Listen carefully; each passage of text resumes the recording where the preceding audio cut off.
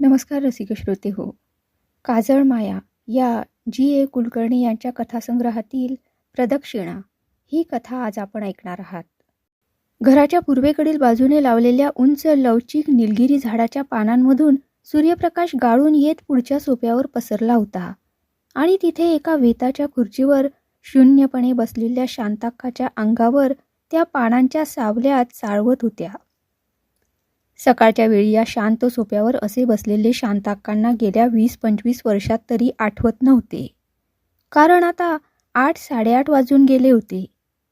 15 दिवसापूर्वीपर्यंत यावेळी हा सोपा दादासाहेबांना भेटायला येणाऱ्या माणसांनी गजबजून गेलेला असे. त्यामुळे आता सोप्यावर बसल्या असताना अंधाऱ्या खोलीची एक भिंत पडताच जुन्या कोंडलेल्या वस्तू झगझगीत सूर्यप्रकाशात अपरिचित दिसाव्यात त्याप्रमाणे शांताक्कांना सारेच नवे दिसू लागले होते.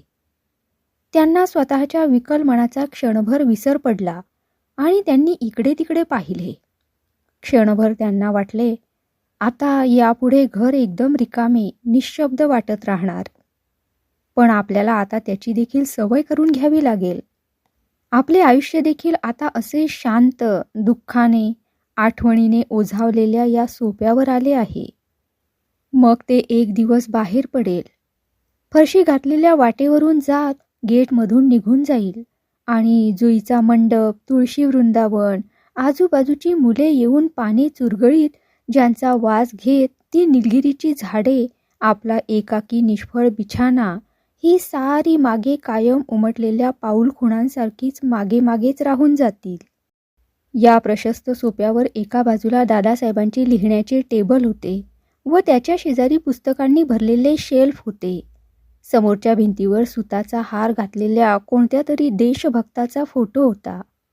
ग्रामकला केंद्राचे संचालक रामचंद्रन यांनी अत्यंत कृतज्ञतेने अर्पण केलेला दादासाहेबांचा अर्धपुतळा नेहमी त्या शेल्फवर असे. पण नंतर आबाजींनी तो समोरच एक टेबल ठेवून त्यावर आणून ठेवला होता आणि तेव्हापासून सतत उदबत्त्यांचा धूर मंद सुगंधी निळसर रंगाने त्यांच्या भोवती तरळत राही. 15 दिवसांपूर्वी दादासाहेबांच्या निधनाची वार्ता सर्वत्र पसरताच रस्त्याच्या पलीकडेपर्यंत माणसांची आषाढदाटी झाली आणि स्मशानात तर 1.5-2 मैल पसरली. नंतर भेटायला येणारी माणसे शांताक्काशी दबलेल्या स्वरात बोलत, मध्येच आवेगाने उठून अर्धपुतळ्याजवळ फुले ठेवीत व व्यथित चेहऱ्यांनी एकदम नाहीशी होत.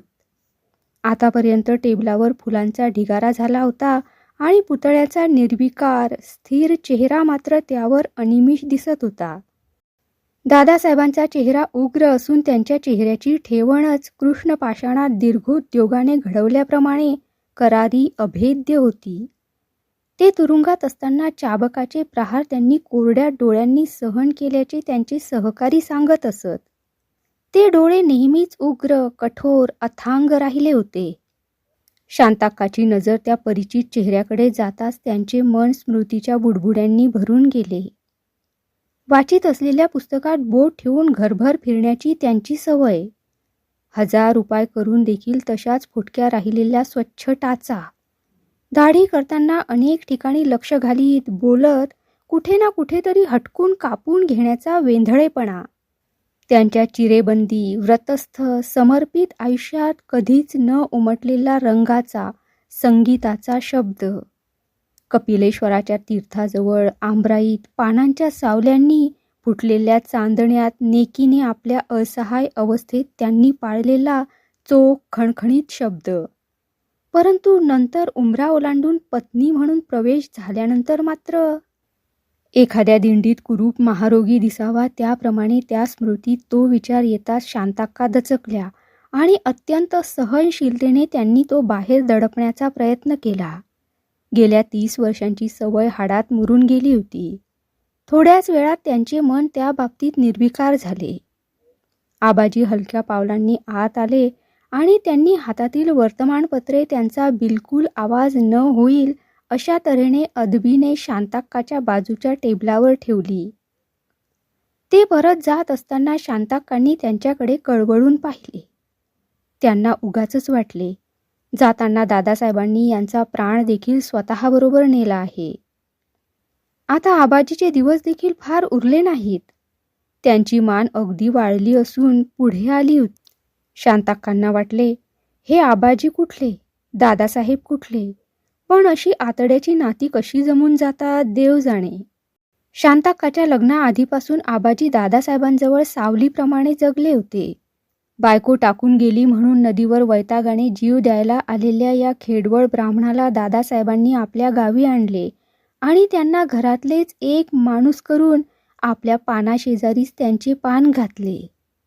नंतर 2 आण्यांची भाजी आणण्यापासून दादासाहेबांना दौऱ्यात देखील लागणाऱ्या लिंबू पाण्याच्या पेल्याच्या सिद्धतेपर्यंत या घरातील आयुष्याचा सारा कशिदा 30-35 वर्षपर्यंत त्यांच्याच अशक्त अधू डोळ्यांखाली झाला होता. गेल्या 15 दिवसात घरी इतकी माणसे आली. जान्हवी आणि रामकृष्ण तर येथेच राहिली आहेत. 4 दिवसांपूर्वी कोणी न बोलावताच राजाभाऊ देखील आकस्मिकपणे भूतासारखा येऊन बसला. पण एवढी वर्दळ असताना देखील आबाजींनी तिकडे व्यवस्थित लक्ष दिले होते. कसलीही तसदी येथपर्यंत आणली नव्हती. त्यांच्याविषयी दादासाहेब तर कृष्णामाईनं दिलेला भाऊ असे उद्गार येणाऱ्या जाणाऱ्यांपुढे काढीत. त्यांनी आबाजींना अन्न वस्त्र फुकट दिले आणि ते त्यांच्या नावे महिना 40 रुपये बँकेत ठेवू लागले. पुष्कळदा दादासाहेब बँकेचे पुस्तक इतरांना दाखवीत आणि कृतज्ञतेने भरलेल्या स्वरात म्हणत, एक भाऊ सगळ्यांच्या तोंडाला काळं फासून गेला, पण त्याच्या जागी हा कृष्णामाईनं दिलेला भाऊ पदरात पडला. शांताक्का आबाजींच्या पाठमोऱ्या आकृतीकडे पाहत असतानाच आबाजी मध्येच रेंगाळून वळले आणि जीर्ण विरलेल्या आवाजात म्हणाले, अक्का, मला वाटतं तुम्ही 2-4 दिवस कुठंतरी गेलात तर मनाला तेवढाच विरंगुळा वाटेल. नाहीतर दररोज कुणी ना कुणी येणार, बोलणार, मग मनावरची खपली सतत निघत राहणार. आता हे घर सोडून जाणार तरी कुठं? शांताक्का निश्वास सोडीत म्हणाल्या, मला माझ्या माहेरकडच्या माणसांचा मायेचा पदर उरला नाही, काही नाही. पण त्यांना मनातल्या मनात मात्र वाटले, खरेच जाऊन यावे कुठेतरी महिना 15 दिवस. गेल्या 20 वर्षात आपण या भिंतीच्या बाहेर पडलो नाही. पण जायचे कुठे? जान्हवीकडे? पुण्याला तिचा दवाखाना आहे, प्रशस्त घर आहे, पण तिने आतड्याने बोलवायला तरी हवे ना. कितीतरी वर्षात तिने पत्र देखील पाठवले नाही. परवा ती आली तेव्हा तिचे करडे केस नि सुखावलेला विलासी देह पाहून एखाद्या अनोळख्या परक्या स्त्रीकडे पाहत असल्याप्रमाणे त्या दचकल्याच होत्या. जान्हवी आल्यावर इकडचे तिकडचे पुष्कळ बोलली. दादासाहेबांच्या आठवणींनी तिचा आवाज रुद्ध झाला होता. त्यांची कागदपत्रे व्यवस्थित ठेवण्यासाठी कपाटे धुंडीत ती सतत 2 दिवस राबली. पण अखेर दमून तिने ते काम अर्धवट सोडले होते आणि आज ती जाणार होती.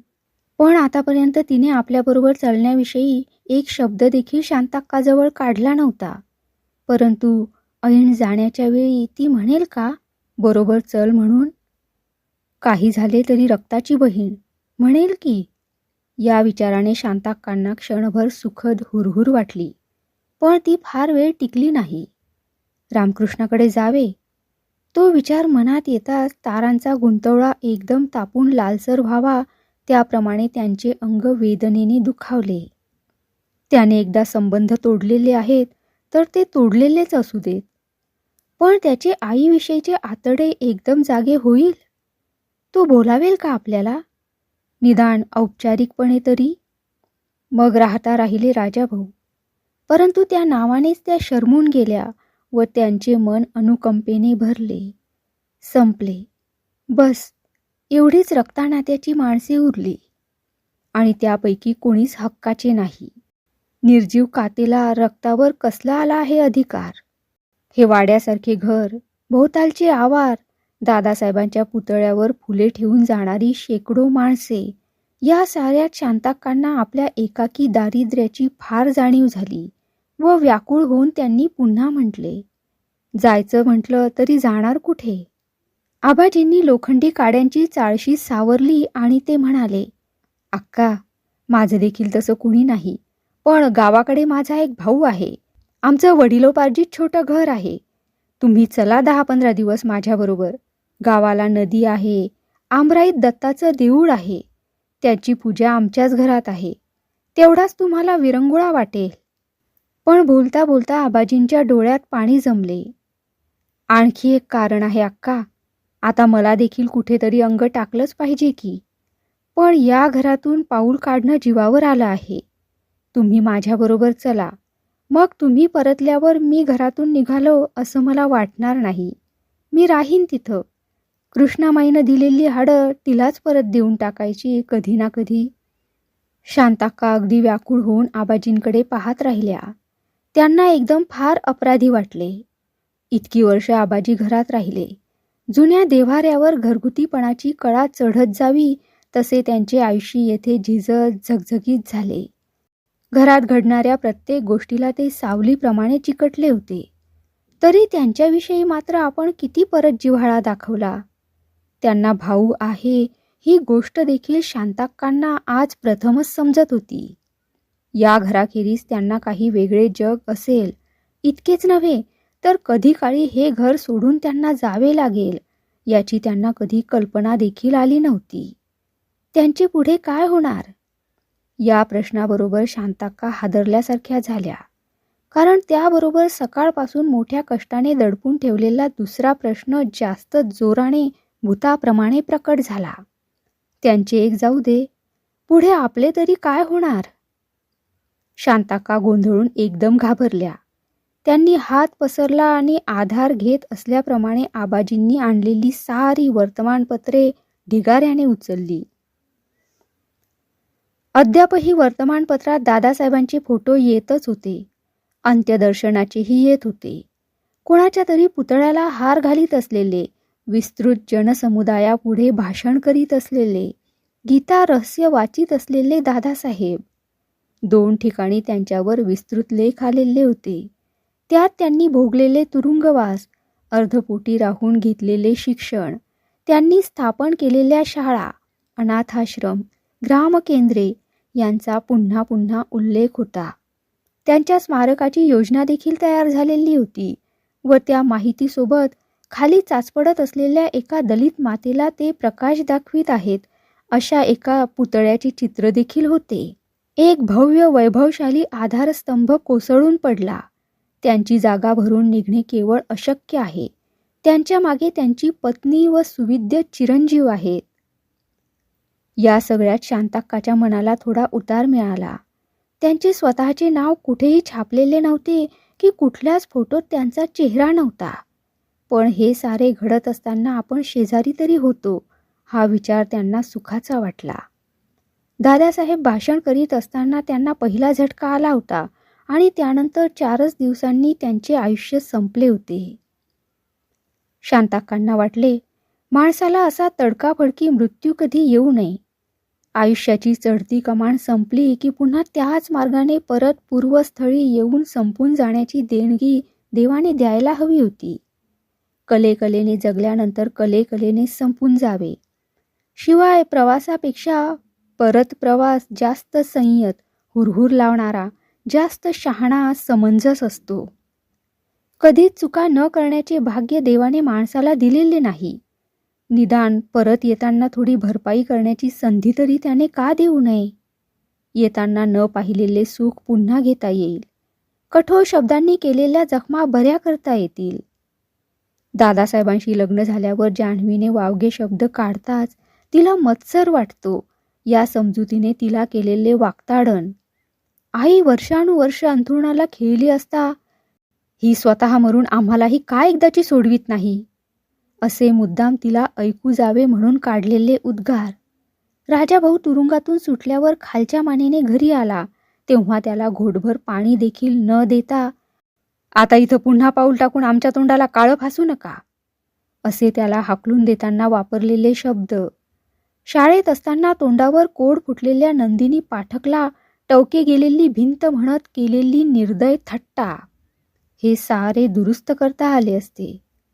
दर रविवारी मावशी अंग चोळून चोळून न्हायला घाली. नाना पावसाळ्यात आपल्यासाठी छत्री घेऊन येत. कडाक्याच्या थंडीत अंगावर असलेले जाडजूड खरभरीत गरम कांबळे, रसरशीत निखाऱ्यावर भाजलेले मक्याचे कणीस ही त्यावेळी फारशी न जाणवलेली सुखे पुन्हा मिळतील व त्यांची खरी किंमत मग समजेल. पण असे परत जायला शांताक्काच्या त्या घराचे आता काही सुद्धा उरले नव्हते. लग्नानंतर बऱ्याच वर्षांनी त्या एकदाच तिकडे गेल्या होत्या. त्यावेळी त्या घराची एक भिंत पडली होती आणि घरासमोर गुडघाभर गवत मातले होते. मग ती जागाच त्यांनी विकून टाकली. त्या ठिकाणी आता सिमेंटची दुमजली इमारत उठली होती आणि एक दवाखाना झाला होता. त्या घराच्या आयुष्यभर तिथली औषधाची बाटली कधी चुकली नाही आणि ते नाहीसे झाल्यावर देखील तिथे जमल्या त्या औषधांच्या बाटल्या. घर विकल्यावर हातात थोडे पैसे आले खरे, पण ते देखील पाहता पाहता घरातील दिवसाप्रमाणे वितळून गेले. म्हणजे आता मागे पुढे असे काही उरलेच नाही. मग आपले तरी पुढे काय होणार? उघड्याला घालावे त्याप्रमाणे मन सैल करून शांताक्का बसल्या होत्या.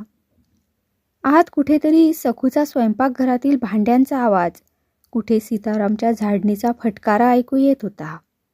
मध्येच रामकृष्ण या खोलीतून त्या खोलीत जाताना दिसे. सखू आणखी एक कपडा जान्हवीच्या खोलीत आणून ठेवी.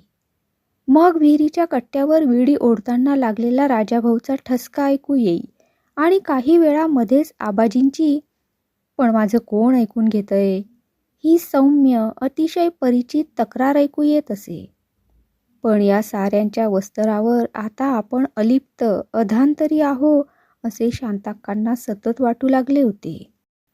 जान्हवी, रामकृष्ण, राजाभाऊ यांच्यापासून अलिप्त, रक्ताची बहीण, पोटचा गोळा, नव्या घरात आल्यावर मिळालेला नवा भाऊ, दादासाहेबांचा भाऊ. शांताक्कांना वाटले या सगळ्यांना एकत्र आणायला दादासाहेबांच्या मृत्यूची किंमत द्यावी लागली. डॉक्टर झाल्यावर जान्हवीने पुण्याला दवाखाना काढला. त्यानंतर ती आली ते आजच प्रथम. दादासाहेब तिकडे जात, राहत, तेव्हा त्यांच्याकडून ती ठीक आहे एवढीच माहिती समजत असे. त्यांना पुष्कळदा वाटे, ही पाठीला पाठ लावून आलेली बहीण आपले लग्न झाल्यावर अशी कशी गेली एकदम आटून. तिला येऊन इतके दिवस झाले, पण ती कधी समोर बसून आतड्याने बोलली नाही आणि आता तर ती निघून जाणार. जाताना तरी ती एकदम बांध फुटल्याप्रमाणे बोलेल का? त्यांना वाटले बोलावे तिने, एक शब्द तरी तिने जिव्हाळ्याने बोलावा. रामकृष्णाला देखील येऊन बरेच दिवस झाले. हा तर पोटचा गोळा, पण पहिल्यापासूनच दादासाहेबांच्या अंगाने वाढला. ही मिशनरी शाळा ती मिशनरी शाळा करीत तो बाहेरच राहिला. कॉलेजनंतर त्याला मद्रासला नोकरी लागली. त्याने कुठल्याशा परजातीय मुलीशी लग्न करायचे ठरवले, परंतु दादासाहेबांनी तिच्या कुलशिलाची चौकशी केली व जवळजवळ हायच खाल्ली. मुलगा निदान आईचे तरी ऐकेल या विचाराने त्यांनी शांताक्कांना सविस्तर व कठोर पत्र लिहायला सांगितले. ते समोरच खुर्चीवर बसले होते. आपल्या खणखणीत दगडी आवाजात ते मजकूर सांगत असताना शांताक्कांनी प्रत्येक शब्द टिपून घेतला होता. रामकृष्णाचे लग्न व्हायचे तसेच झाले. मात्र शांताक्कांना त्याने स्पष्ट लिहिले, "तू असं लिहायला नको होतंस. आता पुन्हा माझ्याशी पत्राने देखील संबंध ठेवू नकोस." निव्वळ उपचार म्हणून दादासाहेब रामकृष्णाच्या लग्नाला गेले होते, पण त्यानंतर त्यांनी रामकृष्णाला न लिहिण्याबद्दल शांताक्कांना सक्त ताकीद देऊन ठेवली होती. त्यांना पुष्कळदा वाटायचे, रामकृष्णाची मुले कशी असतील, स्वतः रामकृष्ण कसा असेल. तो परवा दारात टांग्यातून खाली उतरला तेव्हा तर शांताक्काचे काळीजच दचकल्यासारखे झाले. तो परवा दारात टांग्यातून खाली उतरला तेव्हा तर शांताक्काचे काळीजच लचकल्यासारखे झाले. पण रामकृष्ण त्यांच्याशी एक शब्द न बोलता आबाजींच्या मागोमाग निघून गेला. बहीण उगाचच दुरावली, मुलगा देखील. पण राजाभाऊंची आठवण येताच त्यांचे मन शरमेने शेवाळले. त्यांना वाटले, इतकी 25 वर्ष तो दूर राहिला. बहुतेकांना दादासाहेबांना भाऊ आहे याचा देखील विसर पडत चालला होता. पण यावेळी कुठून तरी बातमी काढून त्यांच्या पापाप्रमाणे तो दत्त म्हणून उभा राहिला. काय जरुरी होती त्याच्या येण्याची? लोक त्याच्याकडे बोट दाखवत कुजबुजत राहिले. जुनी शरम जागी झाली. दादासाहेब बँकेत असताना त्यांनी मोठ्या प्रयत्नाने तिथे राजाभाऊंना नोकरी लावून दिली आणि त्याने तिथे 8,000ची अफरातफर करून ठेवली. त्याला 5 वर्षाची शिक्षा झाली. त्यावेळी दादासाहेब कोर्टाच्या आवारात लहान मुलाप्रमाणे रडले. या घरात पाय ठेवू नकोस म्हणून बजावताच तो 25 वर्षे इकडे फिरकला नाही. त्यानंतर आला तो 4 दिवसांपूर्वी. तो बाहेर विहिरीच्या कट्ट्यावर बसून राहिला आणि त्यानेही शांताक्काशी एका शब्दाने तोंड उघडले नाही. पण आज शांताक्कांना वाटले, झाले गेले होऊन गेले. जान्हवी, रामकृष्ण नाही, निदान राजाभाऊने तरी आत येऊन थोडा वेळ बोलत बसावे. बाहेर गेटपाशी कुणीतरी बोलत असल्याचा आवाज ऐकू आला. 4-5 खेडूत माणसे आत येण्याविषयी सखारामशी हुज्जत घालीत होती. शांताक्का लगबगीने उठल्या व आतल्या खोलीत आल्या. आता बाहेरच्या कुणालाही भेटणे त्यांना नकोसे झाले होते. ही माणसे आली की पुन्हा त्याच प्रकाराची उजळणी व्हायची. दादासाहेबांचा त्याग, त्यांनी भोगलेले कष्ट, अपार देशसेवा. कुणी चुकून देखील त्यांच्या पैशाच्या अभिलाषेचा उल्लेख करणार नाहीत. अचानक उधळलेल्या या विचाराने शांताक्का शर्मिंद्या झाल्या. दादासाहेबांना जाऊन 15 दिवस झाले असतील नसतील, तोच आपण त्यांच्यावरचा रंग खरवडायला निघालो. म्हणजे आपण 30 वर्ष मूकपणे केलेली तपश्चर्या फुकटच म्हणायची की काय? त्यांनी निश्चयाने स्वतःला सावरले आणि त्या तिथल्या खुर्चीवर बसल्या. गेले 5-6 दिवस जान्हवी याच खोलीत राहत होती. आज ती जाणार होती. तिने सामानाची बांधाबांध केली होती. तिला जायलाच पाहिजे होते, नाहीतर तिचा दवाखाना खोळंबला असता. लहानपणी अगदी वेंधळी असणारी, वेणीचे रिबीन नेहमी सोडून घेणारी, एकच वाहन कुठेतरी हरवणारी जान्हवी नंतर शिकून सवरून डॉक्टरीन झाली. महिना 700-800 रुपये कमावू लागली. आणि आपण मॅट्रिकच्या परीक्षेत संस्कृतचे बक्षीस मिळवलेले आपण 4 भिंतीच्या सादरीत 30 वर्ष शेवाळासारख्या जगत आलो. शांताक्कांना त्या विचाराने खिन्न वाटले, परंतु जान्हवीच्या बॅगेकडे पाहताच त्यांना तशा परिस्थितीतही हसू आले. तिने बॅग भरली होती खरी, पण तिच्या 2 पातळांचे काठ फटीतून तसेच बाहेर लोंबत होते. शांताक्कांना वाटले, जान्हवी झाली असेल डॉक्टरीन. पूर्वीचा किरकोळ वेंधळेपणा आता किमती झाला असेल, पण वेंधळेपणा गेला मात्र नाही. आणि तिच्या मागून तिला सावरीत हिंडण्याचे आपले काम देखील अद्याप संपलेले नाही. शांताक्कांनी ते काठ बोटांनीच आत ढकलण्याचा प्रयत्न केला, पण ते जमले नाही म्हणताच त्यांनी सहजपणे कुलूप ओढून पाहिले. येथे देखील त्यांचा अंदाज अगदी बरोबर होता. कुलूप लावले नसून नुसते अडकवलेले होते. याची किल्ली देखील ती खात्रीनं हरवून बसलेली असणार, असे म्हणत शांताक्कांनी बॅग उघडली. होय, पातळे देखील कशीबशी आत कोंबलेली होती. ती व्यवस्थित घडी घालून ठेवावी म्हणून शांताक्कांनी ती वर उचलली, पण खाली बॅगेत लक्ष जाताच सर्पाचे वेटोळे पाहत असल्याप्रमाणे त्या पाहतच राहिल्या. दादासाहेबांच्या खाजगी कपाटात नेहमी असलेली एक छोटी कातडी पिशवी तेथे होती. त्यांना वाटले, जान्हवी ही पिशवी का घेऊन जात आहे आणि आपल्याला सांगितल्याशिवाय? ती पिशवी उचलताना त्यांना संकोच वाटला खरा, पण जान्हवीने देखील ती तशीच उचलली नव्हती का? शांताक्कांनी पिशवीची साखळी सरकवताच वरच्या बाजूला त्यांना जान्हवीचा फोटो दिसला. खूप वर्षापूर्वी काढलेला.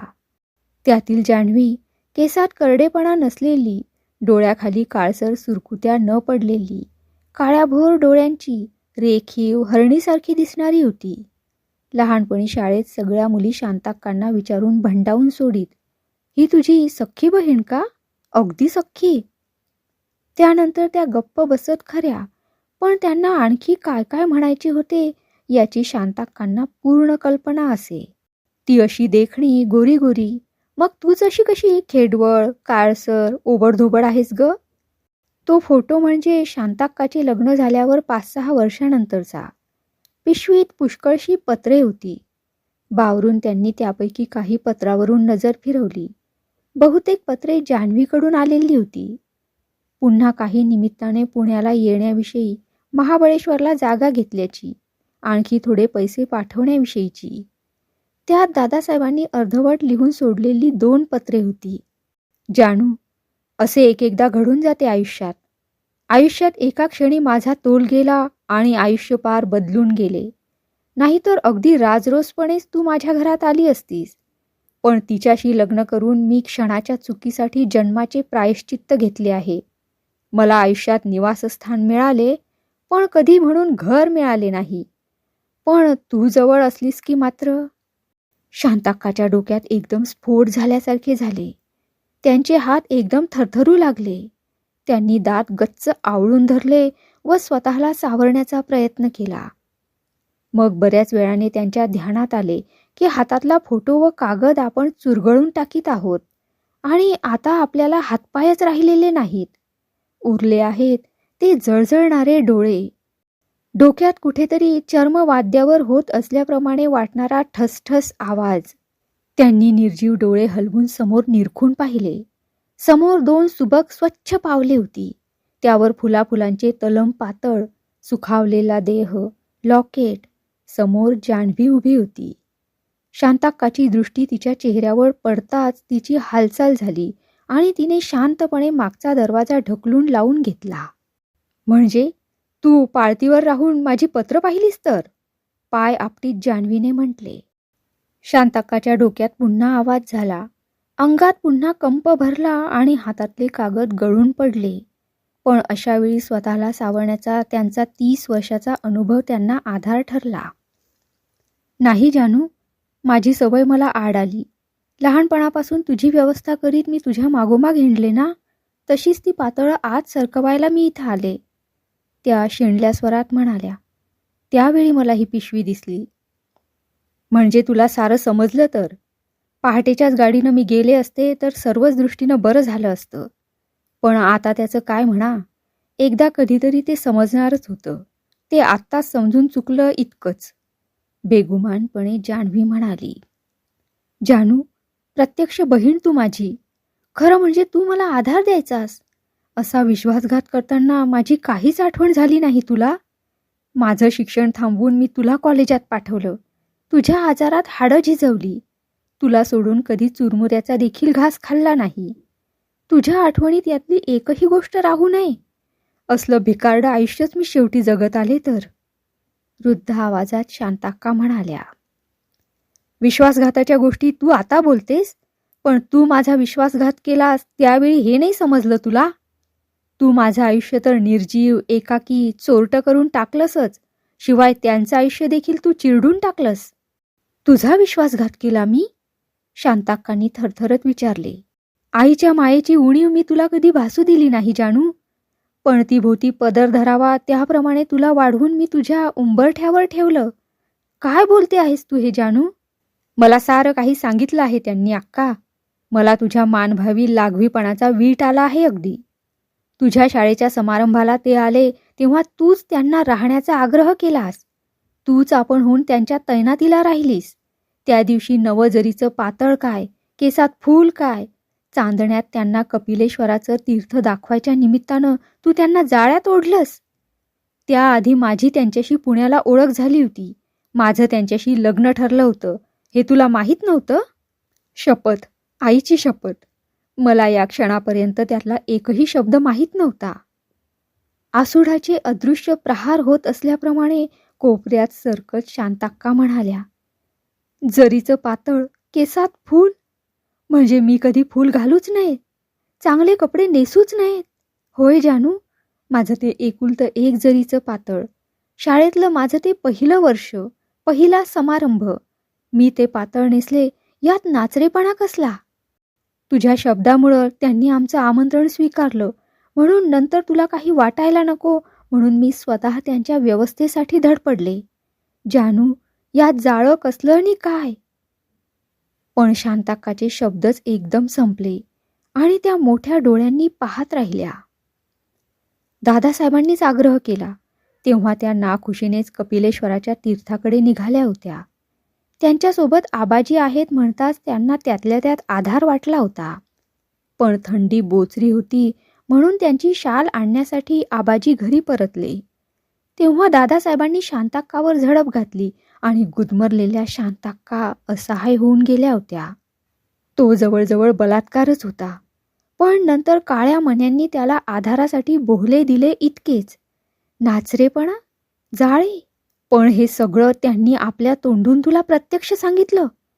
त्यांनी मध्येच दचकून जान्हवीला विचारले. त्यांनी माझ्यापासून काहीच लपवलं नाही. तसं त्यांना अडचणीत पकडून तू त्यांना लग्न करायला भाग पाडलंस आणि या 30 वर्षात तू त्यांच्या आयुष्याला दिलंस काय? तर शून्य. गळ्यात जातं अडकवल्याप्रमाणे त्यांनी तुला सहन केलं. इतकंच मी असते तर त्यांच्या आयुष्याचं सोनं होऊन गेलं असतं. आता त्यांचं कर्तृत्व एवढं झालं याचं कारण तरी आसऱ्याला माझं घर होतं म्हणूनच. तसं त्यांचं मन फार मोठं होतं. निव्वळ शब्दासाठी ते लग्नाला तयार झाले. तू गरोदर होतीस म्हणून काय झालं अक्का? त्यांच्यावर काही लग्नाची सक्ती नव्हती. शिवाय कुणास ठाऊक ते मूल त्यांचं नसेल देखील. शांताक्काच्या जीर्ण अंगावरची ग्लानी कातेप्रमाणे गळाली आणि डोक्यात नीरव स्वच्छ झाले. ताणलेली तार एकदम सोडल्याप्रमाणे त्या उभ्या राहिल्या आणि त्यांनी जान्हवीच्या गालावर खाडकन प्रहार केला. जानू, तोंड आवरून बोल आणि आता माझ्या घरात तू क्षणभर देखील राहू नकोस. मला तू समोर नको आहेस. त्या शांतपणे म्हणाल्या आणि त्यांनी दार उघडून धरले. जान्हवीने गदागदा बॅग बंद केली आणि पिशवी बॅग घेऊन ती निघाली. तू आणि तुझं घर, ती तिरस्काराने म्हणाली आणि बाहेर पडली. घराचे आवार ओलांडून ती गेटमधून बाहेर जाताना शांताक्काच्या आतड्याला पीळ पडला. त्यांना हुंदके आवरेनात. जानू, व्हायचं ते होऊन गेलं. दर दिवशी भेटत असू तेव्हा मी कधी तुझ्या अंगावर हात टाकला नाही. आता तू कधी भेटणार नाहीस तेव्हा हे व्हायला नको होतं. म्हणून निघून जायच्या आधी एकदा तरी मागं वळून बघ. एकदाच. वेंधळ्यासारखं हसून गंध नीट लागलं आहे का विचार आणि तुझं वेडं वाकडं गंध मला नीट करू दे. अंथरुणावर पडलेली आई जानूची काळजी घे म्हणून सांगतच निघून गेली. तू एकदा मागं वळून बघ, म्हणजे नंतर मला आईच्या समोर उभं राहायला तोंड राहील. मी तुला केव्हा क्षमा केली आहे, पण एकदाच मागं वळून पहा. जान्हवी वळण ओलांडून रस्त्यावर गेली. तिने समोरून चाललेल्या टांग्याला खूण केली आणि मान वळवून मुद्दाम समोर पाहत ती निघून गेली. आता मात्र शांताक्कांना एवढा वेळ अडवून ठेवलेला अश्रूंचा प्रवाह असह्य झाला. त्यांनी शेजारच्या कॉटवर अंग टाकले आणि त्या हुंदके देऊ लागल्या. त्यांना फार वाटले, आपण खरं म्हणजे झोपेत आहोत. थोड्याच वेळात आबाजी येतील, दारावर टकटक आवाज करतील आणि जाण्यासाठी तयार झालेली जानू आयुष्यावरची वर्ष झटकून भोळ्या पोरीप्रमाणे खांद्यावर मान टाकून हमसू लागेल. उकळत्या पाण्यातून काढलेल्या कापडाच्या पिळ्याप्रमाणे शांताक्का कढत अंगाने पडून होत्या. मध्येच डोळा उघडला की भोवतालच्या वस्तूंभोवती लाल कडा आहेत आणि त्यांच्यात आपण अलगद तरंगत आहोत असा त्यांना भास होत होता. सांगाड्यासारखी आई आपण दीडपट वयाच्या माणसाशी लग्न करणार हे ऐकून पाणी आटून गेलेले कोरडे कोरडे रडली. लग्नाच्या वेळी जानू, नाना कोणीच नव्हते. नाही म्हणायला दिनूमामा मात्र कसा काय तो हजर राहिला, पण तो देखील आता माझं काम झालं म्हणून लग्न होताच न भेटता निघून गेला. आईला तर गळ्यातले मंगळसूत्र देखील पाहायला मिळाले नाही. त्यानंतर चोरट्यासारखे झालेले रामकृष्णाचे बारसे, नंतर सगळेच वैराण. आयुष्याला 4 भिंती आल्या. चूल चुलवण, शिवणयंत्र, झाडणी सहारे आले. परंतु स्त्री म्हणून सारे संपून गेले आणि आयुष्य वठलेल्या झाडासारखे होऊन करड्या केसांची कोळिष्टके डोक्यावर घेऊन निघून गेले. जरा अंतरावर स्वयंपाकघरात भांड्यांचा आवाज होत होता. कब्बशांची किणकिण होत होती. चहा लवकर झाला नाही म्हणून आबाजींचा तक्रारीचा सौम्य स्वर देखील ऐकू आला. पण माझं कुणी ऐकूनच घेत नाही, ते बाहेर जाता जाता म्हणाले होते. या अतिपरिचित साध्या हालचालींनी शांताक्काच्या मनाला दैनंदिन घरगुती असे काहीतरी आधाराला मिळाले व त्यांना थोडे बरे वाटले. आई, दारावर आवाज करीत रामकृष्णाने हाक मारली. कितीतरी वर्षात एकदम तो आवाज कानावर पडताच शांताक्का उठून बसल्या. त्यांना अकस्मात हादरून गेल्यासारखे वाटले आणि त्या विस्फारित डोळ्यांनी पाहू लागल्या. अरे आत ये आणि बैस, त्या कशाबशा म्हणाल्या. रामकृष्ण नाखुशीनेच आत आला आणि खुर्चीवर बसला. पण त्या दोघात एकदम संकोचाची भिंत उभी राहिली. हा पोटचा गोळा, पण गेल्या अनेक वर्षात भेट नाही की शब्दांची देवाणघेवाण नाही. शांताक्कांनी त्याच्याकडे निरखून पाहिले. तो आता अंगाने चांगला भरला होता, पण त्याला आईचा सावळा रंग मिळाला होता. शांताक्कांना वाटले, हा इतका वाढला पण आपल्या डोळ्यासमोर नाही.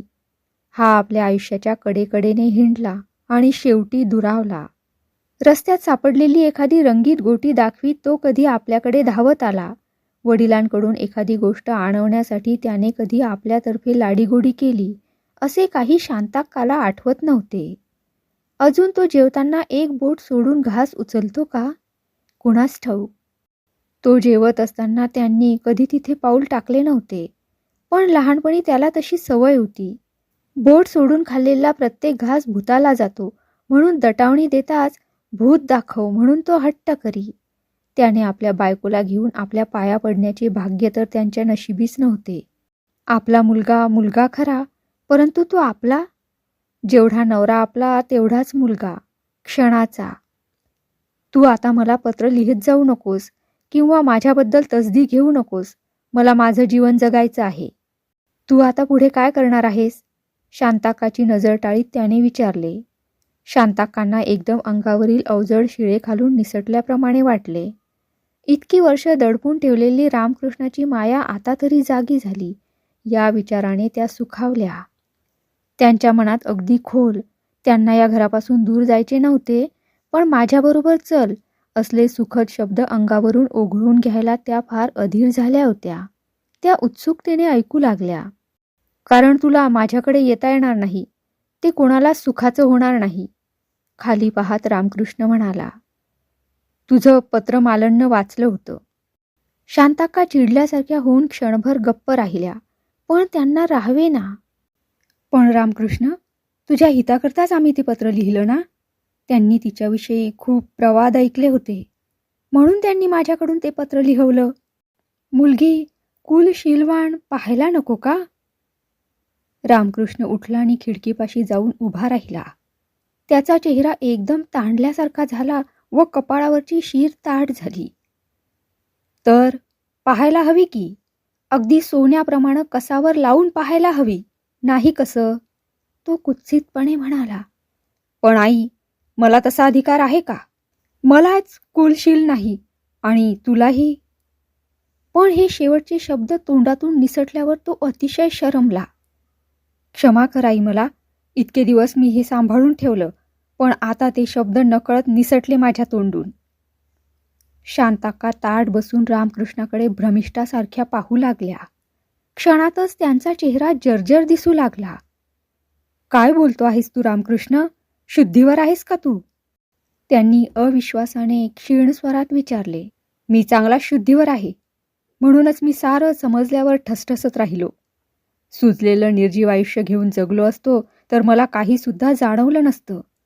तुला कुठे काय जाणवलं? शांताक्कांना वाटलं, आपण येथे नाहीच, आपण कुणाचे तरी संभाषण ऐकत आहोत. नाहीतर इतकी वर्ष न बोलता राहिलेला हा मुलगा असा वाद झाल्यासारखा कसा बडबडत राहील? पण रामकृष्ण खिडकीचे गज मुठीत धरून त्यांच्याकडे पाठ करून उभा होता. एकदा बांध फुटल्यावर त्याला आवरेना. तू पत्रात मालनविषयी लिहिलंस ते तिनं सारं वाचून पाहिलं. सासूबाईंनी घरात पाऊल टाकलं तर आपण विहिरीत उडी घेऊ, असं तिनं मला निर्वाणीने सांगितलं आहे. आई, तसलं पत्र लिहिताना तरी तुला तुझं चारित्र्य आठवलं नाही? शांताक्का उठल्या. त्यांनी आवेगाने रामकृष्णाचे हात मागून गच्च धरले नि त्या किंचाळत म्हणाल्या. आता एकदा स्पष्ट सांग, तुला काय म्हणायचं आहे ते? अंधारातून हात घालून असे आतड्याचे तुकडे काढू नकोस एखाद्या कसाबासारखे. रामकृष्णाचे अंग शहारल्यासारखे झाले व त्याने निश्चयाने शांताक्काची पकड सोडवली. तो त्यांच्या पांढरी वर्तुळे झालेल्या भयभीत डोळ्यांकडे पाहत म्हणाला. तुला सगळं माहिती आहे, आता कशाला वेळ पांघरतेस? कारण मला सारं ठाऊक आहे. दादांनी मला एके दिवशी सगळं समजावून सांगितलं आहे. तू लग्नाला उभी राहिलीस तेव्हा तुला दिवस गेले होते ना? एकदम आघात झाल्याप्रमाणे शांताक्का भेदरल्या. त्यांचे डोळे काचेचे असल्याप्रमाणे निर्जीव कठीण झाले. रामकृष्ण आता एकदम उडी घेऊन आपला गळा चिरणार असल्याप्रमाणे त्या मागे सरकत भिंतीला जाऊन थडकल्या आणि त्यांचा खालचा ओठ निशब्दपणे थरथरू लागला. दादांनी मला सगळं सांगितलं तेव्हा त्यांना केवढी शरम वाटली याची तुला कल्पना येणार नाही. अगदी लहान मुलासारखे ते रडले. त्या क्षणापासून मला माझं आयुष्यच मलिन वाटू लागलं. काही आया मुलांच्या अंगावर लाज ठेवून त्यांना जन्म देतात, तर तू माझ्या आयुष्यावरच अमंगळ डाग देऊन मला या जगात पाठवलंस. पण दादांचं मन मात्र आभाळा एवढं होतं. त्या आठवणींमुळे मी इथं आलो, नाहीतर हे घर, तुझा चेहरा मी मनातून केव्हाच पुसून टाकला होता. राजा भाऊंच्या आणि तुझ्या पापकृत्यावर पांघरून घालण्यासाठी ते स्वतः बोहल्यावर चढले आणि तुला बाहेर तरी त्यांनी अब्रू दिली. माझ्या आणि राजा भाऊंच्या पातकाला? रामकृष्ण, असं बोलायला तुझी जीभ झडायला हवी होती, शांताक्का कर्कशपणे म्हणाल्या. आता त्यांचा थरकाप थांबला होता, पण ओठ मात्र स्वतंत्रपणे निस्संग जगत असल्याप्रमाणे कापत होते. तुला माझ्याच तोंडून माझी अब्रू चव्हाट्यावर आणायची आहे ना? ठीक आहे, तुझ्या मनासारखं होऊ दे. लग्नाआधी मला दिवस गेले होते हे खरं आहे. मी फार दुबळी पडले. मला एकटं पाहून त्यांनी फायदा घेतला त्याचा. एवढंच अकुलीन पाप माझ्या कपाळी आहे. पण त्यात राजाभाऊंचा काय संबंध? तो त्यांच्याबरोबर समारंभाला आला होता. एवढ्या पलीकडे मला त्याची काही माहिती नव्हती की त्याआधी मी त्याचं तोंडही पाहिलेलं नव्हतं. तो लफंगा आहे. त्यानं घराला काळीमा लावला. पण हे पाप मात्र त्याच्याकडून घडलं नाही. हे कृत्य तुझ्या वडिलांचंच होतं. नंतर शर्मेनं म्हण, पश्चातापानं म्हण, त्यांनी माझ्याशी लग्न केलं. पण यात निदान तुझ्या तरी कुलशिलाला कुठं बाधा आली? पण आई, प्रत्यक्ष दादांनीच डोळ्यात पाणी आणून मला तसं सांगितलं. रामकृष्ण दचकून पुटपुटला. पण दुसऱ्याच क्षणी त्याला त्याच्या व्यवहारी मनाने सावरले आणि तो कुत्सिततेने म्हणाला, आता दादा वारल्यावर तू तसं म्हणणारच. मेला माणूस साक्षीदार होत नसतो. शांताक्कांनी डोळे पुसून चेहऱ्यावर पदर फिरवून घेतला. तारेचा ताण आवाक्याबाहेर गेल्यावर तिला जो कायम निर्जीव आकार येतो, तशा अंगाने त्या कॉटवर बसल्या. आता त्यांचा आवाज देखील चिरका, अनैसर्गिक झाला होता. आणखी एक सांगते, त्यानंतर माझ्या आयुष्याला पुरुषाचा स्पर्श झाला नाही. गेल्या 30 वर्षात तुझ्या वडिलांनी मला हात लावला नाही. लग्नाआधी मी पत्नी झाले आणि लग्नानंतर कुवार राहिले. असलं अभद्र आयुष्य मी 30 वर्ष जगत आले आहे. माझ्या आईची शपथ, तू मला कसलंही दिव्य करायला सांग. उचललेलं पाऊल मागे न घेता मी त्यात उडी घेऊन दाखवीन. त्या एकदम उठल्या व त्यांनी रामकृष्णाचा हात पुन्हा गच्च धरून त्याला दरवाजाकडे ढकललं. ठीक आहे, जा तू इथून. तू जे शब्द बोललास ते कधी परत माघारी जाणारे नाहीत. जान्हवी गेली तेव्हा माझ्या कुंकवाला भांगोळं पडलं. तुझ्या शब्दांनी खरं वैधव्य आलं. तू इथून बाहेर पडलास की मला वांझपण येईल. आता तुला कुठं मसनात जायचं आहे तिकडे चालता हो. मला आता तुझं सोयरसुतक काहीच उरलेलं नाही. विझत चाललेल्या खाईतून धडपडत वर आल्याप्रमाणे रामकृष्णाचा चेहरा दिसू लागला. तो आवेगाने शांताक्काजवळ आला आणि त्याने त्यांच्या खांद्यावर हात ठेवला. परंतु एखादे मलिन जनावर फेकून द्यावे त्याप्रमाणे शांताक्कांनी तो हात झिडकारून टाकला आणि एकदम पिंजारल्याप्रमाणे त्या हसू लागल्या. त्यांनी तुला अगदी प्रेमानं जवळ घेऊन असं सांगितलंस म्हणतोस? आपला मोठेपणा सांगत असताना संकोचामुळं त्यांना फार अवघडल्यासारखं वाटलं असेल नाही? फार मोठा माणूस, त्यांची जागा भरून काढणं केवळ अशक्य. बघ ती वर्तमानपत्र आणि बांधून घे ती गळ्यात. आई, तुला तुझं चरित्र आठवलं नाही. आणि त्या पुन्हा हसू लागल्या. रामकृष्ण खेळल्यासारखा उभा होता. त्याने बोलण्याचा प्रयत्न केला तेव्हा 2-4 शब्द उमटून त्याचे हात मात्र हलले. तो झपाट्याने वळला व निघून गेला. दूर अंतरावरून आबाजींचा काकुळतीचा आवाज ऐकू आला. रामकृष्ण, चहा झालाय, घेऊन जा. काय माणसं तरी. जान्हवी ती तशी, हा रामकृष्ण असा. गावाला निघालेली माणसं तर तयार झालेला चहा घ्यायला कुणी तयार नाही. पण आमचं ऐकणार कोण? शांताक्कांनी दार लावून घेतले आणि त्या निर्जीव डोळ्यांनी पडून राहिल्या. जान्हवीचा फोटो, कवटीच्या दाताप्रमाणे विचकणाऱ्या अक्षरातील ती निर्लज्ज पत्रे, वर्तमानपत्रातील लेख, पातकावर पांघरून घालण्यासाठी केलेले लग्न, चुरगळून मलिन झालेले जरीचे पातळ, कपिलेश्वर तीर्थ, गुदमरून टाकणारी शरम, 4 जणांच्या साक्षीने झालेले लग्न, जानूला सांभाळ असे विनवणारा आईचा कोरडा हडकुळा आवाज, सगळे रक्त काढणाऱ्या धारेचे काचेचे तुकडे, आयुष्य फुटल्यावर इतस्तः विखुरलेले.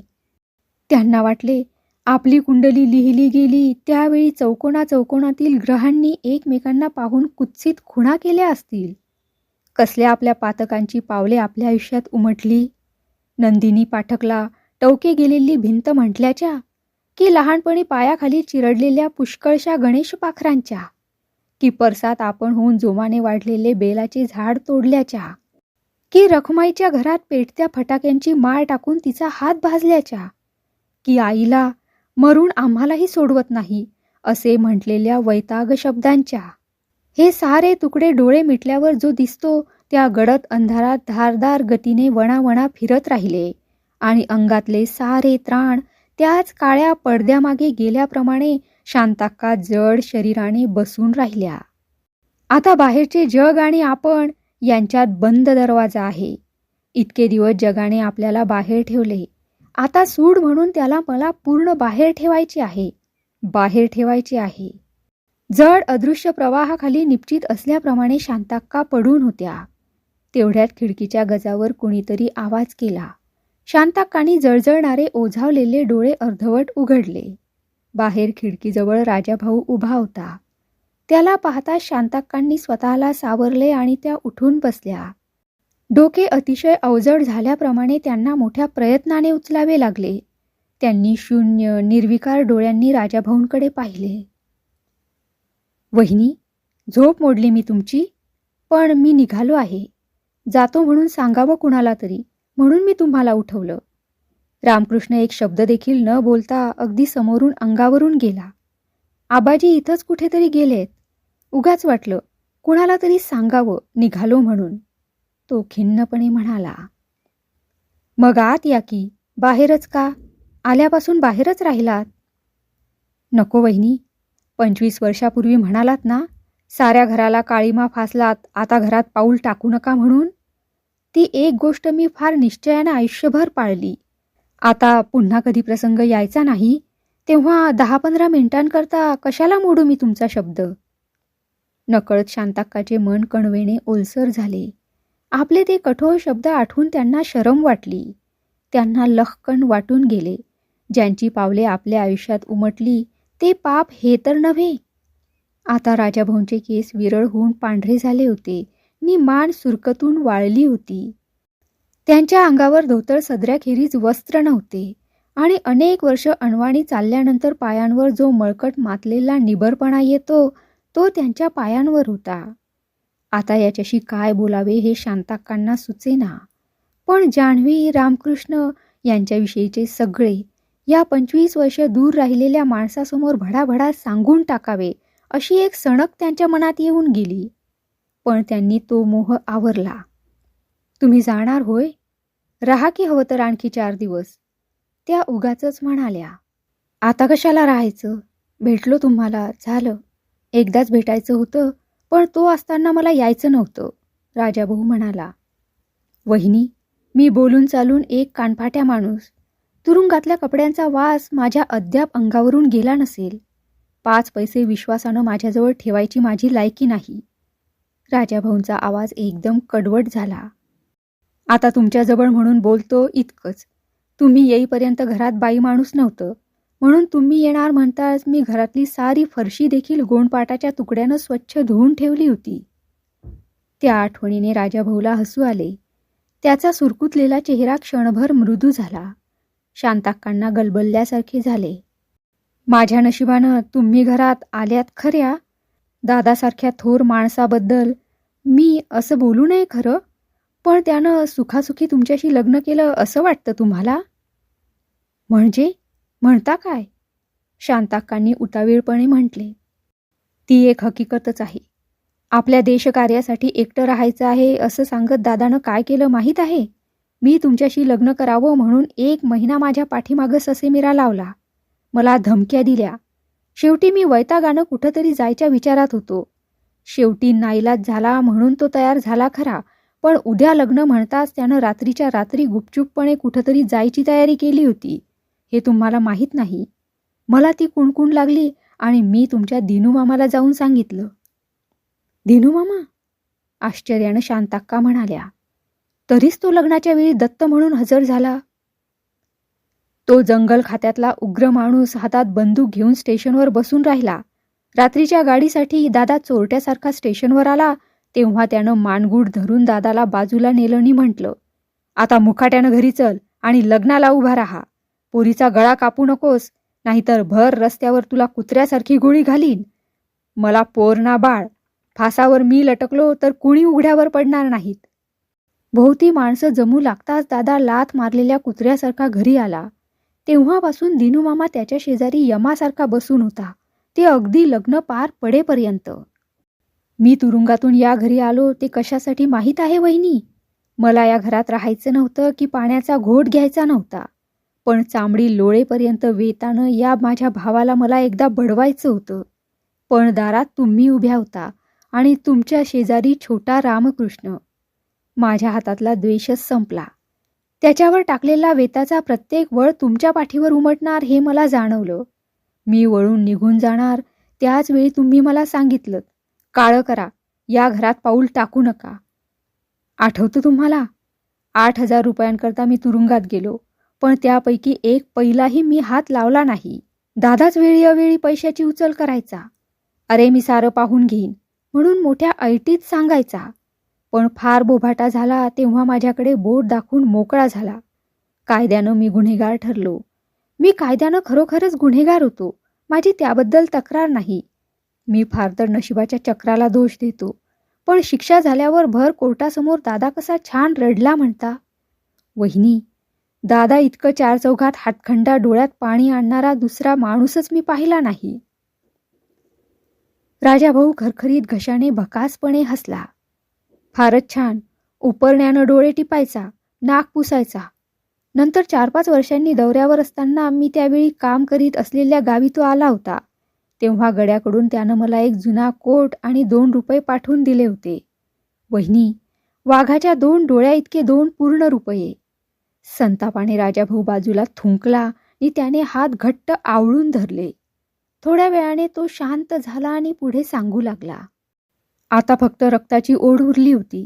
हे घर एकदा शेवटचं मला पाहायचं होतं, तुम्हाला एकदा भेटायचं होतं, म्हणून मी हाडं दुखावीत आलो.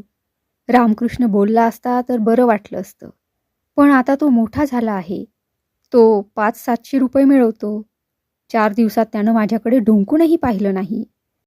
एकदा परसात मी विहिरीच्या कट्ट्यावर बसलो असताना माझ्या सावलीत देखील पाय न टाकता तो पुढं गेला. त्यानं मला ठेचाळलं असतं तरी मला बरं वाटलं असतं. जान्हवी काय, तिचा तुमच्याशी संबंध, तुमची बहीण ती, तुमच्याशी बोलली आणि निघून गेली. राहता राहिलात तुम्ही, म्हणून धडाधडा बोलून टाकलं मी. पण मनात मात्र काही ठेवू नका हं. हे बघा वहिनी, मला आमच्या आईचा चेहरा देखील आठवत नाही आणि आम्हाला बहिणी तर कधी मिळाल्याच नाहीत. त्यामुळं घर म्हणताच आठवण येते ती फक्त तुमचीच. घरात पाऊल टाकू नकोस, हे तुमचे शब्द मनातून गेले असं नाही, पण ते मनात सलत नाहीत. पण पुन्हा पुन्हा आठवतं.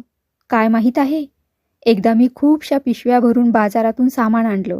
त्या माझ्या हातातून घेताना तुम्ही म्हणालात, हात अवघडून गेले असतील की या ओझ्याखाली. ते शब्द आठवतात. आणखी काय, पानात 10 जिन्नस असतानाही न चुकता तुम्ही माझ्या पानात टाकलेली लिंबाच्या लोणच्याची फोड, माझ्याकरता मुद्दाम लाल घासून ठेवलेलं तांब्याचं फुलपात्र. बस एवढ्या गोष्टी. आयुष्यावर सहजपणे पडलेली ही बेलाची 4-6 पानं. माझी कशाविषयी तक्रार नाही. तुरुंगात गेलो नसतो तर आभाळीचा चंद्र मी तोडून आणला असता असं नाही, पण 4 दिवस मी विहिरीच्या कट्ट्यावर सुतक्यासारखा बसलो, तसं आयुष्यातही कधी बसलो नसतो इतकंच. बरं आहे वहिनी, येतो आता, उशीर होतोय. राजाभाऊ जाण्यासाठी रेंगाळत वळला. शांताक्कांना वाटले चटकन उठावे, त्याचा टचटचीत शिरा असलेला हात धरून त्याला घरात बोलवावे नि रहा म्हणावे. 4 दिवस तो कुठे जेवला, त्याने काय खाल्ले याची देखील आपण चौकशी केली नाही. परंतु साऱ्या अंगावरील ताबाच गेल्याप्रमाणे शांताक्का बसूनच राहिल्या. राजाभाऊ अणवाणी चालू लागला. त्याचा भरड कापडाचा सदरा वाऱ्याने अंगाला चिकटला आणि क्षणभर त्याची अशक्त हडकुळी आकृती रेखीव झाली. त्याच्याजवळ लहान पिशवीखेरीज काही सामान नव्हतेच. निरोप देत असल्याप्रमाणे शांताक्कांनी हात हलवीत म्हटले, आता पुन्हा कधी येत जा अधूनमधून. बघू आता, येईन. मागे न वळता मध्ये न थांबता राजाभाऊ म्हणाला, त्याला आणि शांताक्कांना दोघांनाही माहीत होतं आता कधी ती पावले इकडे वळणार नाहीत. राजाभाऊने बाहेर जाऊन गेट लावून घेतले आणि त्या बिन चेहऱ्याच्या रस्त्यावर अनामिक होऊन तो निघून गेला. शांताक्कांना आता घर एकदम भकास वाटू लागले आणि चार भिंती जवळजवळ सरकत आहेत असा उगाचच भास होऊ लागला. परसात नळ चालू होता आणि सखूची भांडी अजून वाजतच होती. आता उन्हामधला कोवळेपणा जाऊन ते जास्त उग्र कडक झाले होते. शांताक्कांना एकदम जाणवले आपल्याला फार भूक लागली आहे. अर्धा कप दूध तरी घ्यावे म्हणून त्यांनी शरीर ओढीत उभे केले आणि ढकलीत ते बाहेर आणले. आता आबाजी बाहेरून आले होते आणि बाहेरच्या सोप्यावर एका कडेला गुडघे उंच करून एकाकी बसले होते. शांताक्कांना पाहताच ते उठले आणि त्यांच्या जवळ गेले. अक्का, दूध घेता कपभर? आत्ताच जास्तीचं आणून ठेवलंय मी. जान्हवी आणि रामकृष्ण जाताना चहा घेतील म्हणून करून ठेवला, तो तसाच राहिला. माझं ऐकणार कोण? तो राजाभाऊ, त्यानं इथं 4 दिवसात पाणी देखील घेतलं नाही. जाताना तो निदान दूध घेईल म्हणून मी आणलं, तर मी यायच्या आतच तो निघून गेला. तुम्हाला तरी भेटला की नाही कुणास ठाऊक. शांताक्कांनी जडपणे मान हलवली, पण ती दूध हवं आहे म्हणून सांगण्यासाठी.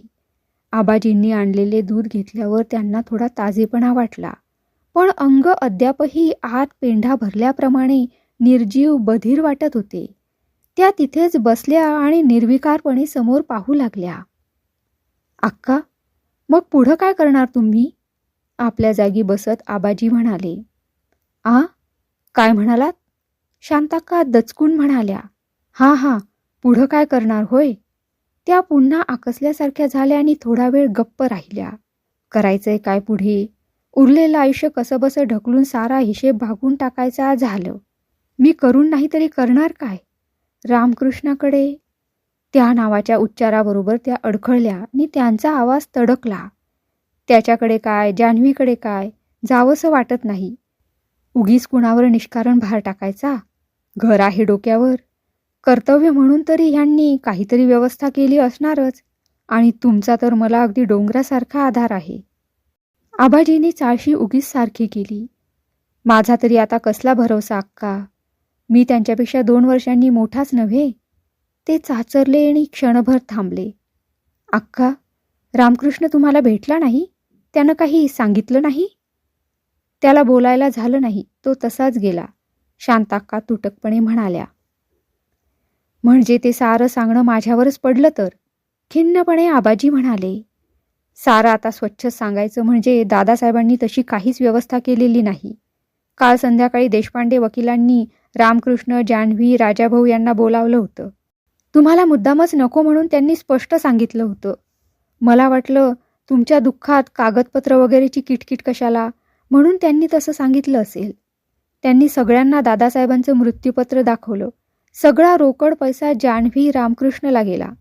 तुम्ही जान्हवी अगर रामकृष्णाकडे राहिलात तर तुम्हाला महिना 25 रुपये मिळतील. महिना 25 रुपये? वेड्यासारखे डोळे करीत शांताक्का म्हणाल्या. आम्ही सखूला जेवण घालून 30 रुपये देतो की. आणि आबाजी, हे घर, या घराचं काय झालं? आबाजींनी मान खाली घातली आणि म्हटलं, घर राजाभाऊला गेलं. डोळे गारगोट्यासारखे करीत शांताक्का आबाजींकडे पाहू लागल्या. नंतर एकदम फाटल्याप्रमाणे हसू लागल्या. हे ठीक झालं आबाजी. मी त्याला या घरात पाऊल टाकू नकोस म्हटलं होतं. आता घर त्याचं झालं आणि उद्या मलाच इथं पाऊल टाकता येणार नाही. त्या पुन्हा हसू लागल्या. आबाजींना शब्द सुचेनात. काही क्षणानंतर शांताक्काच्या हसण्याचा आवाज बंद झाला, पण चेहऱ्यावर हसण्याच्या चिंध्या निर्जीवपणे तशाच उरल्या होत्या. पण आबाजी, राजाभाऊला हे माहीत नाही? त्यांनी विचारले. माहीत नाही कसं? तो सुद्धा आला होता. वकिलांनी त्याला एक कागद देखील दिला. पण अक्का, राजाभाऊ पूर्वीचाच भोळा माणूस राहिला. तो कागद तुम्हाला देण्यासाठी त्यानं माझ्याजवळ ठेवला आहे. मला घरवाडा करायचाय काय घेऊन, जिथं मी अंग टाकतो तेच माझं घर, असं म्हणाला तो. वकिलासमोरच दादासाहेबांना शिव्या द्यायला सुरुवात केली त्यानं. शेवटी तो म्हणाला, वहिनींना नेऊन द्या हा कागद. माझ्या कृत्यावर दादानं फार पांघरून घातलं, आता मी त्याच्यावर पांघरून टाकतो. वहिनींना स्वतःचं छप्पर उरलं नाही तर माझा प्राण जाणार नाही लवकर. आबाजींनी शेजारच्या हातपिशवीतून एक लखोटा काढला आणि नम्रपणे शांताक्काच्या शेजारीच खुर्चीवर ठेवला. शांताक्कांना त्याचे भान नव्हते. त्या तशाच आबाजीच्या दिशेने शून्यपणे पाहत राहिल्या. जाऊ द्या घरदार, तुमचा आधार तरी कुणी काढून घेतला नाही ना, त्या पुटपुटल्या. अक्का, मी देखील जाणार आहे. जाऊन पडेन भावाकडे. एक माणूस 3-4 वर्ष त्याला ओझं वाटणार नाही. आबाजींनी चाळशीवरून शांताक्काकडे पाहत म्हटलं. आबाजींच्या डोळ्यात ओलसरपणा दिसत होता. ओझं कसलं होणार कुणाला तुमचं? शांताक्का आपुलकीने म्हणाल्या. तुमच्या नावानं दर महिन्याला ते 40 रुपये बाजूला ठेवीत हे माहीत आहे मला. नाही म्हटलं तरी 8-10 हजार रुपये झाले असतील. ते मिळतील तुम्हाला. ते काही तुमच्यावर कुणाच्या उपकाराचे नाहीत. आबाजी खाली मान घालून बसले आणि त्यांनी धोत्राच्या सोग्याने चाळशी पुसून डोळे टिपले. अक्का, जसं तुमचं तसंच माझं. त्यांनी पैसे ठेवले होते खरे आमच्या दोघांच्या नावावर, परंतु 6 महिन्यापूर्वीच त्यांनी ते फक्त आपल्या नावावर घेतले. आता सारा रोख पैसा जान्हवी रामकृष्णकडे गेला. ईश्वरेच्छा म्हणायची. इथं आपला निवारा एवढाच होता म्हणायचा झालं. आबाजींच्या अशक्त दुबळ्या शरीराकडे पाहताना शांताक्कांना स्वतःचा देखील विसर पडला. शेवटी दोघेही अशीच वाऱ्यावर पडलो तर. या ठिकाणी हाडे झिजवली, केस पांढरे केले आणि शेवटी रित्या ओंजळी घेऊन शेजारी शेजारी बसलो झालं. आता त्यांना काय समजवावे हे शांताक्कांना कळेना. मग केव्हा जाणार तुम्ही? त्यांनी उगाचच विचारले. आजच जाईन म्हणतो. काल मी कार्ड टाकलंय भावाला. आता घराच्या किल्ल्या तेवढ्या घ्या ताब्यात की मी मोकळा झालो. मी तरी किल्ल्या घेऊन काय करणार? मी देखील अशीच वळचणी खालची. असं करू नका, रहा आठवडाभर. नको अक्का, आता सगळं नकोच वाटतं. आबाजी धागा तोडीत असल्याप्रमाणे म्हणाले. मी तरी काय बोलणार, काय सांगणार? हुंदका आवरीत शांताक्का म्हणाल्या. निदान जेवण तरी करून जा. आपलं आता एकत्र जेवण हे शेवटचंच, तेवढं तरी ऐका. नकोच वाटतं आता. शिवाय आज एकादशी आहे, जेवणही नाही, आबाजी म्हणाले. सीताराम सखूचा 1 तारखेपर्यंतचा पगार दिला आहे. वर्तमानपत्र उद्यापासून बंद केली आहेत. दूध अर्धा शेरच सांगितलं आहे. दादासाहेबांचे 8 कपडे पर्टाकडे होते, ते आणून कपाटात ठेवले आहेत. सगळा हिशेब लिहून ठेवलाच आहे. उरलेले 11 रुपये 3.25 आणे आणि किल्ल्या देव्हाऱ्याजवळ ठेवल्या आहेत. आबाजी उठले. त्यांनी खुंटीवरचा लांब कोट काढून झटकून अंगात घातला आणि उपरणे अंगावर टाकले. कितीतरी वर्षांनी शांताक्कांनी त्यांना पूर्ण पोशाख केलेला पाहिला होता. आबाजींनी एक गाठोडे व हातपिशवी उचलली व ते निघाले. आयुष्याचा एक खंड तुटून चालल्याप्रमाणे शांताक्काची आतडी गोळा झाली. आबाजींनी सारे घर खांद्यावर तोलून धरले होते. पै पैची जपणूक केली होती आणि दररोज गंध देऊन देवघरात सहाणे शेजारी स्तब्ध दिवस काढणाऱ्या खोडाप्रमाणे त्यांनी घरात दिवस काढले होते. शांताक्कांना एकदम नानांची आठवण झाली. ते असेच खंगले होते. शेवटी त्यांच्या डोळ्यातून सारखे पाणी वाहत होते.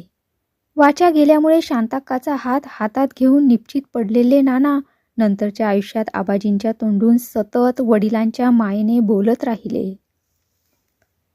आता आबाजीही चालले. ते बाहेरच्या दरवाजापाशी गेले. त्यांनी दरवाजा हलकेच बंद केला. पाय वाटेवर कागदाचे कपडे पडले होते, ते उचलून त्यांनी बाजूला टाकले नि वापरून वापरून कागदासारखा झालेल्या पातळ वाहना ओढीत ते गेटपाशी गेले.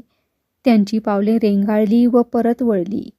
शांताक्कांच्या मनात अंधुक आशा फडफडली, पण आबाजी तुळशी कट्ट्यापर्यंतच गेले. त्यांनी तुळशीची 4-5 पाने खुडून कोटाच्या केशात टाकली व ते अंग ओढीत 35 वर्षांची सुखदुःखे मागे टाकून चालू लागले.